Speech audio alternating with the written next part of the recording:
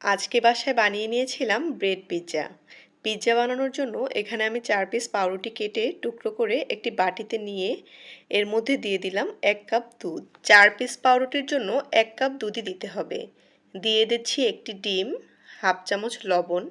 এখন পাউরুটির টুকরোগুলোকে দুধের সাথে ভালোভাবে মিশিয়ে সফট একটি ডো তৈরি করে নিলাম। এটা কিছুক্ষণ নেড়েচেড়ে মিশালেই একদম সফট হয়ে যাবে। এখন চিকেনগুলো রেডি করে নিচ্ছি। এখানে ১ কাপ চিকেনের সাথে দিয়ে দিচ্ছি হাফ চামচ আদা বাটা, হাফ চামচ রসুন বাটা, হাফ চামচ লাল মরিচের গুঁড়া, হাফ চামচ গোলমরিচ, পরিমাণ মতো লবণ, ১ চা চামচ টমেটো সস, ১ চা চামচ সয়া সস।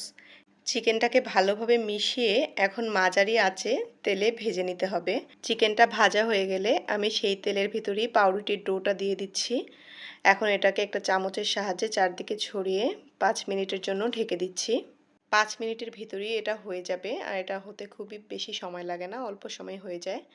এখন এর উপর দিয়ে দিচ্ছি আমি টমেটো সস, চারপাশে ছড়িয়ে ওপর থেকে দিয়ে দিচ্ছি চিকেনের সেই টুকরোগুলো। বাসায় আমাদের হাতের কাছে যা পাওয়া যায় সেগুলো দিয়েই আমি আসলে পিৎজাটাকে উপরে সাজিয়েছি। তো কয়েক পিস টমেটো কুচি দিয়ে দিলাম আর উপর থেকে দিয়ে দিলাম পেঁয়াজ আর কিছুটা কাঁচামরিচ কুচি, স্লাইড করা চিজ। এখন ঢাকনা দিয়ে ঢেকে ৫ মিনিট কুক করলেই তৈরি হয়ে যাবে ভীষণ মজাদার ব্রেড পিৎজা।